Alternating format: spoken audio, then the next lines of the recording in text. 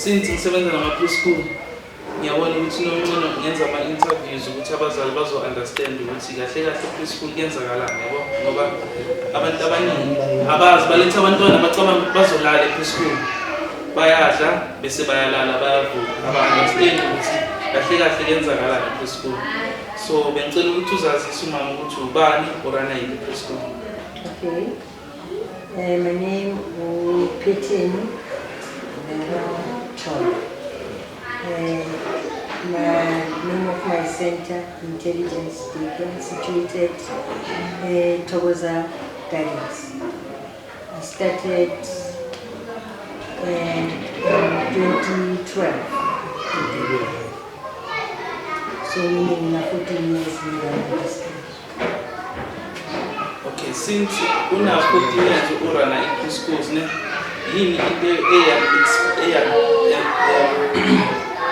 motivator yashuthi yabona manje ngifuna ukurana i-preschool ngifuna ukugada abantwana manje. Okay. Okokuqala nje I had love for kids. I started very young. When playing around ngisakhula playing with kids ngibalalisa ngageza abantwana next door bangaklina amafimila ngaklina indlebe kanjalo.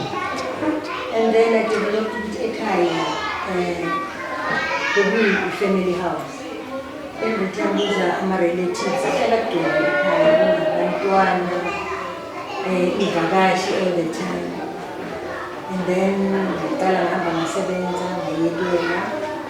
After that, there's a business benirana like for some years. But then I decided because bohujwana so what I decided was 1 year ngabantwana you know abazali banabantwana nabomama bathengise utshwala why bona ngabaniki education at least the idea that I had for abantwana the love that I had for kids. So that's how I started in the daycare because there was that time a lack of daycares around like Togoza Gardens. So I wanted that opportunity. So una 14 years orana preschool. Shukuthi kahle kahle eksone experience enough for preschool. So yaba nesikhathi la khona wacabanga ukuthi no kahle kahle ukuthi ngibe-principal wase-preschool ngokuyikholini ngokubizwa. Yes, there was a time when I was Jega Makone, meaning abantwana like around me, abantwana banokuduma. So I don't know ngokuthatha nje abantwana bathathe izinto bageze umntwana khona be-right. Baningi engibanceda nabantwana abala-crash umzali yahle umntwana wami uyahluka umntwana unje bese ngiyamthatha into engizenzayo bese ngiyenza ngabona ukuthi le nto izongibuyisela something ngiyabona ukuthi ngigade abantwana ngoba ngayiqala ngokuthi abantwana bakwazi ukuthi ngibalaphe. Kahle kahle uyalapha nokulapha ngokwesintu. Ngilapha kwesilungu. Ulapha kwesilungu. Ngoba ngisebenzisa izinto ezikhona la endlini. So imaphi ama-challenges ohlangabezane nawo ngesikhathi uqala i-crash ngoba ngiyazi ukuthi kunabantu abazothi hey uvula i-crash uyosigadela abantwana bethu sifuna ukubona ukuthi kuzoyenzakalani. I never had these challenges because it's starting a strategy is right. It's starting ukuthi baqale nge-English language. So parents like the idea yokuthi abantwana balabana bakhuluma English. So I never had challenges. And ama-challenges yilama minor ozothola kulo ama-parents yabona very few. They are minor actually. But nje we started the business and never had challenges. Okay.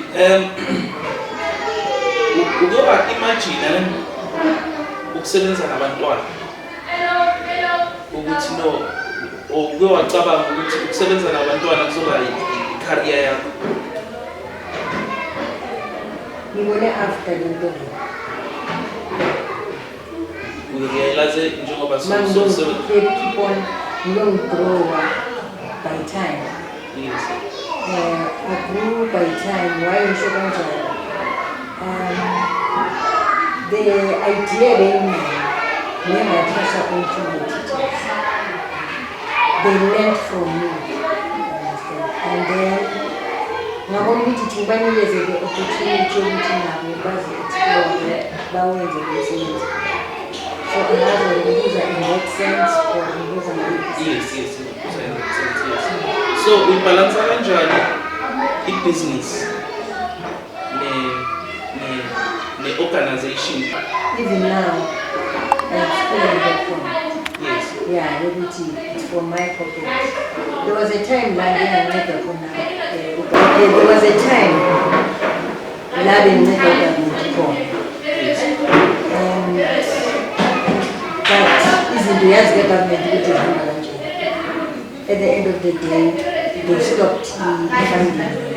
So it's from my pocket, won't pay later. So the time that I spent for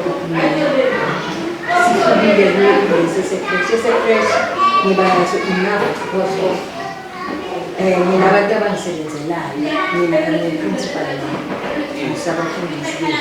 So I've got time yokuthi ngigijime ngenze izinto ngiyothenga abo-browser ngerashi ngiyokwenza ezinye izinto futhi kungena from 6 to 6 o'clock. From that point I'm free. Okay. And then it's Monday to Friday. Shuguti awuna sponsor preschool. No, I don't have a sponsor. So ngenzeka mhlambe khona abantu abakuyele shukuthi bongathanda ukuthi bakusponsor. Yeah, ngiyazama kakhulu ama-organizations ngiyawabhalela. Yeah, but akuhlangani. Yeah, I've tried. Khona manje ngizame i-Department of Education. Yes, I'm on the bronze level. I'm waiting. They told me about April. Yeah, April. I don't know what is going to happen in April. I'm waiting because they don't assure you what they're going to tell you. Yeah, they just tell you to bring this and that, but I've done all that. Yes. So but manje bongakayiboni progress ukuthi yenzakala.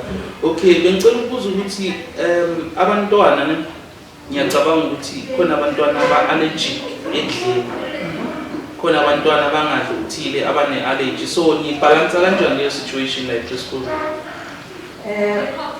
Must register the child. Khona ipart la sibhale khona ukuthi allergies. Yes. Nakanjani i-parent that part fanele ukuthi ayifike. Okay.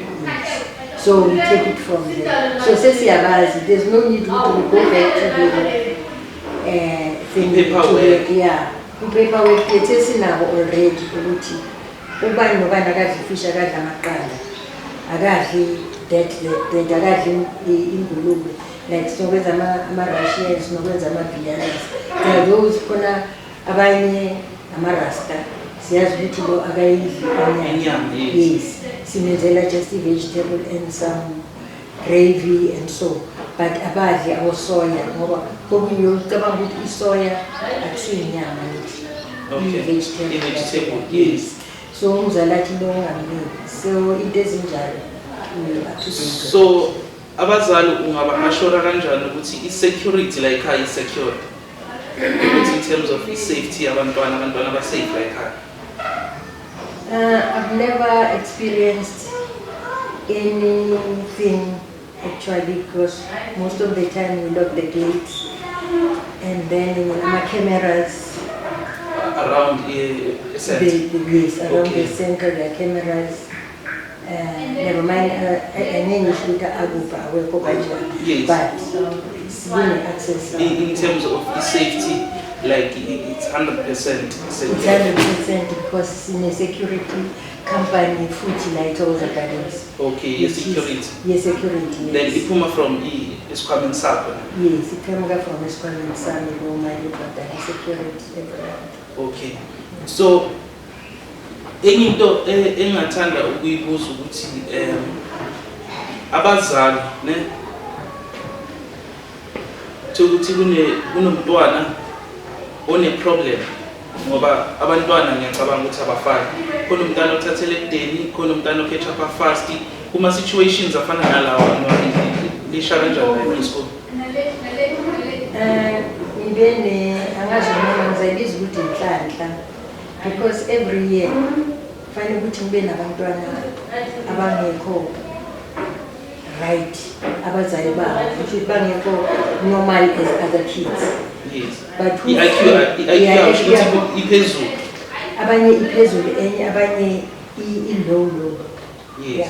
Umntwana kufanele ukuthi ngabe uya to a special school. Yes. But through other parents otshela umuntu ukuthi no mina umntwana ngamsaka waba right because of isikhathi lo mntwana loso niba naso. Oh, unikeza i-attention. Unikeza i-attention ngaleso sikhathi sakhe. Ez namanje ukhona umunye ebelele ngaphandle angazona umuntu. Yes. Ezimele ngaphandle aphindele uma umtshela ukuthi akubuyele phakathi uyabuyela and then uthisha unesikhathi sakhe sokuthi whilst labanye belele uyamnikeza umsebenzi enesikhathi sokuthi amfundise. Oh, shukuthi ninabantwana aba-special within the center. Within the center, yes, we do that. Oh, so ma register preschool shukuthi like nabantwana la uyasho ukuthi mhlawumbe mawukhipha ama-flowers preschool ukuthi uthatha wonke umuntu awukhethi nabantwana aba-disabled bakhona like that. No, I don't say that. Yes. Ngithola through abazali abanye abantwana babo abangenela before banalo the same problem ukuthi owami umntwana ewahlala wafunda and ngabona kune difference at the end of the yes. Alright, so like preschool ungasho ukuthi unayo team strong na if unayo team strong leyo team uyibuild kanjani?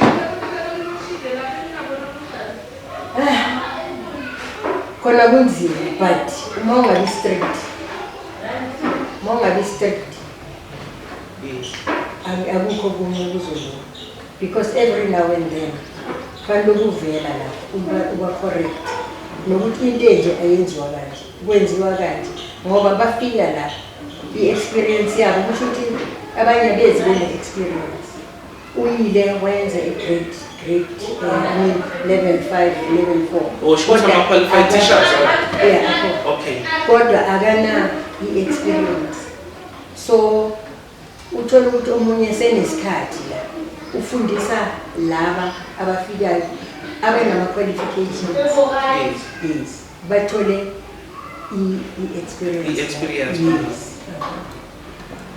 Okay, so uma ubheka ne i-preschool uyafisa ukuthi abantwana bakho bangaqhubeka na-crash na njenge-vision njengoba usho ukuthi no yoba ne-vision yokuthi njengoba abazali balabantwana laba ngibathengisela utshwala ngcono ngigada abantwana babo njengoba uthengisa utshwala la ekhaya njengoba usho ukuthi yowayishintsha from i-tavern i-shebini wayenza i-preschool i-non-profit organization. Yes. So ingabe uyafisa ukuthi abantwana bakho banga-inherita from wena na like preschool? Ngiyafisa. So like mawubhekile njengamanje ingabe ikhona into ekhombisayo ukuthi banayo lento onayo ukuthi bangaqhubeka na i-preschool uma ungathatha umhlalaphansi ekuthiwa uthatha umhlalaphansi manje awusakhona ukusebenza? Usoshe ebantwaneni bami. Yes, abantwaneni bami. Ebantwaneni bami yes nginentombazane engifuzile kahle. Yes. Ngifuzile kakhulu. Intombazane yami take over. Yenga-take over i-preschool. So umuntu ongathanda ukurana i-preschool or i-younger generations imaphi ama-advice ongabanikeza bona? Younger generation, yes, they should learn first. They must go to school, learn, get experience. Bahambe bayenza what do you call this? Umuntu mayizosebenza emabhadala. What do you call it? Or learnership? No, not learnership. Practicals. Practicals. Bawenze thoroughly. Before thina sizohlupheka kuqala ukuthi ubuyile ufundile but akanayo experience. Yes. ngoba kaningi ubone nakubelungu kanjani they want experience. Yes, But manje sibastart from 18 nalapho. Kanti if bayeza as a volunteer, that's the way I'm looking for. Yes, To volunteer, yes. And it's no more to my volunteer, like for example, yes. I need a volunteering on period. Meaning you have something. Also, when abantu abage beza bazo volunteer before. Yes. How many people abage beza bazo volunteer? About 7 months. Abantu simba training. Bebase esikolweni. Abanye basesikoleni, abanye ezazonceda. Oh, actually gain experience. Gain experience in Okay, so and ngicela correctly enye okay. ba choose labo bantu because umstata le phansi Yes. ukuthi akaye kubo baby ayochinja Pampers, yes. le yaspanda ayifunda Or young generations. yeah bayifunda but bafuna Bafuna ukufundisa kuphela. bafuna ukuqala ngale end hayi ukuthi nabo baby balana bayafunda umuntu othi abantwana bayadla babuyela emuva nakuyafunda Yes. from the second week siqalile kuyafunda Usho ukuthi akazi ube neproblem ukuthi umntwana makaphuma la esikolweni bamjikise bathi no lo mntana lo akekho qualified ukuthi angaba sesikolweni akakwazi nokubhala igama lakhe ngcono abuyele preschool. hayi bayabuza instead lo mntwana ebefunda Befunda kuphi? ya bayabuza ukuthi lo mntwana ebefunda kuphi basho ukuthi intelligent bathi kuphi bathi hayi ayisedrobheni kuphi ifanele iselokishini. Yes. So umuntu ongathanda ukuthi abhalise umntana wakhe nitholakala kanjani like preschool? Ukhona ku-Facebook, Yes. ku-WhatsApp, hayi ayikho-TikTok. Okay, then ku-Facebook i-Facebook endlini ithini igama le-Facebook bangathola ku-Facebook? Intelligence. Ibale nge-intelligence, I think ibale nge-intelligence they Vale, ibukasi. Kasi FM. no. Groups Okay, then ama-number wakwathini mhlawumbe umuntu ongathanda ukufonela asize for sponsor or for ukurejista umntana wakhe natholakala kumaphi? 079 11 69 021. Ungaphinda futhi ama-number? 079 11 69 021. Umbuzo wokugcina uthi la preschool kunabantwana abathanda ukushaya abanye abantwana. So ukuthi mhlawumbe umntana ufike endlini asiqashekile mhlawumbe une-crash umntwana. So ama-situations afana nalawo wona ngidila nawo kanjani la preschool? Yeah, into a bit difficult ukuthi fanele abazali bazi-involve ukuthi si-resolve through ifone kahle kahle. If umntwana uyashayana, i-parent siyayitshela, but there's nothing that the parent can do. But lo mntwana lo ukuthi thina fanele simdiscipline ukuthi ayistophe into yokushayana nabantwana. So nginendlela yami yokwenza ukuthi lo mntwana angaphinde ashayane. So ngenaba nayo experience ukuthi umntwana ufika la preschool alimele ajike endlini makabuyela endlini ukuthi umzali uzocomplain uzothi no yazi umntana ufike pressure right but ufika la endlini sekalimele ngenaba nawo ama-incident afana nalawo. Not as far as I don't remember. Ngikhumbula ukuthi nje last year incident yaba khona isikhathi selishedule ukuthi schedule kakhulu. So bana sisebenzisa bathenga istove lesekhona. So what happened to that stove? It just burst. So umntwana wali wazama ukuthi alahle kanti umntwana uzogijima ye towards la estofini.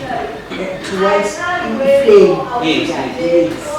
Amanzi la esiwabeka phezu kwena which is ingozi iyenzeka noma kuphi. You understand that? That's how we solved it. Mina ni parent. It was the first, I think it's the last nyanga asitshela ukuthi ikhona lokho nama stop ngiphinde ngitshela kusho ukuthi mabanda mawunekugesi kusho there should be more blankets. Okay. Than ukuthi kube nenye into enizwe. Ozoyisebenzisa ozoyinayita. Yeah, ngoba sengisaba nefasi yabona manje. Usebenza nabantu. Yeah, sengisaba negesi, understand ukuthi igesi mase ikhona nayo, let's say something happens. Kusho ukuthi sekuyima yinoma yale pressure ukuthi abantwana bazasebenza. Bayasha. So ukulimala komntwana kuyenzeka abazali but la no abantwana kuhlala babhekile. Abantwana bahlala babhekile. Shukuthi nasebusika ebusika nisebenzisa ini njengoba usho yowakhansela i-prama stove i-prama stove. Ngiyabiza ukuthi heater. Oh, it's a heater le engaka i-gas heater or ile. No, ye-paraffin. Yes. That one ubeka uyakwazi nokupheka phezulu kwayo. Oh, ngiyabona leyo. So manje uthi man load shedding nisebenzisa ama-blanket instead of ama-heater lawa we-paraffin or i-gas stove. Minayo ilokho ze-gas heater. Gas heater, yes. Yes, but since kwenzeke le incident sengizosaba manje ukuthi ngoba last year zange ngizimisebenzise. Okay. Sengizosaba manje ukusebenzisa ne-gas heater ngoba awazi ukuthi uzovela nini. So what I said ekuseni what I'm going to do ngoba ngangiyenza na last year bengiyenza like ama-heaters endlu by 5 o'clock sengwalayitile ama-heater ngabefile Bathola sekuwo. sebethola kuwo. Sho ukuthi manje ebusika athola ukuthi kuyabanda manje mina awulayidi nithi. So kuphela ukuthi abantwana bambathe ama-blanket instead of ukuthi ulayide heat. No. Yes. Angithi indawo izakiwo. Yes. And then awubanikeza ama-blankets engilala uma kubanda babelala. Oh, Yes, okay. uma belala. Uyawenza more blankets. Yeah, but angithi abantwana babelokhu begijima benzani bayafudumala. Yes. As long as they're active. So la ekhaya i-stationary sengisho ukuthi iy'ncwadi zabantwana zokufunda nizithola kuphi? Nesithengela. Stationary thingwayo. Or stationary sithengwa for ukuthi abantwana bafunde. So leso stationary leso i-stationary sabantwana vele abancane. For all ages. Or for all ages. Oh, okay. No, So ngikhulumela ngama-storybooks. ngikhulumela ama-storybooks, ngikhulumela ama-exercise books, yes. Kuya ngiyazithengela. So Fara the stationary to the kids. okay. No, ngibonge kakhulu. Sibonga nesikhathi sakho nokuthi sizile la ekhaya ukuthi sizoku-interviewa. At least abazali bazoba ne-clue ukuthi mabaletha abantwana e-crash ababalethanga nje ukuthi bazolala. Kuyafundwa la ekhaya. Akudlalwa. And then ne-safety and security khona njengoba usho ukuthi nama-surveillance camera ngapha ubhadala ama-security companies ukuthi in case of emergency beze la bazoni-back up. No, ngibonge kakhulu principal. Principal, one more question. Sicela ukuthi uwazise ababukeli ekhaya ukuthi ngitholakala kuphi nendawo like into esifana ku-address. Okay. 9014 Tumani Street, Thokoza Gardens. Okay, so principal. So indawo le bayazi kahle kahle as before bayibizwa ukuthi Gawini. Okay, principal, ayisibonga. Okay, principal uthe una 14 years experience around the preschool. 14 years experience. Alright, no, sibonge kakhulu principal. Sibonga nesikhathi sakho. Siyabonga. Going to school. That was Tandega song when you are going to school. And the moon disappeared from the sky. sky and the pale light of dawn spread over the land. Still her friend had not appeared. Remember when Thandeka was going there? They were putting a leaf under the stone. They were putting what? A leaf under the stone. So that they can see that one of a friend has passed or it is behind. Ne? So Thandeka was singing that song because he was the first one. Ne? Thandeka skipped on to school singing, I am so early today, I am so early today. He was going to school singing that song. I am so early today, I am so early today. My friends are so late today. You are singing. There are 7 days, there are 7 days, there are 7 days in a week. Sunday, Monday, Tuesday, Wednesday, Thursday, Friday, Saturday. 7 days of the week. Sunday, Monday, Tuesday,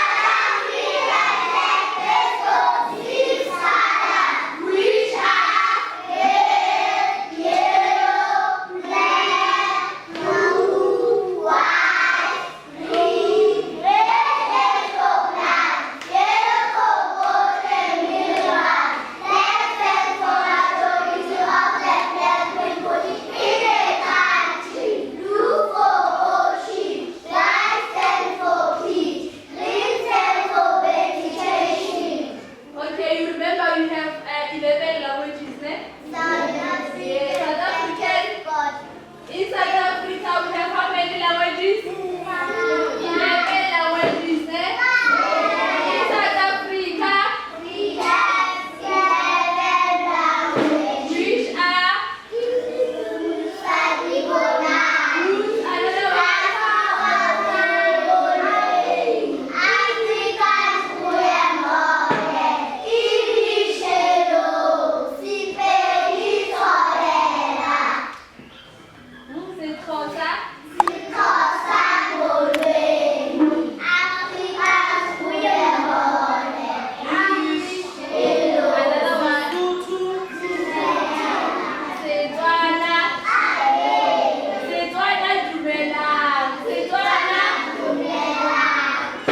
Let's compare for ourselves. 1, 2, 3, 1, 2, 3.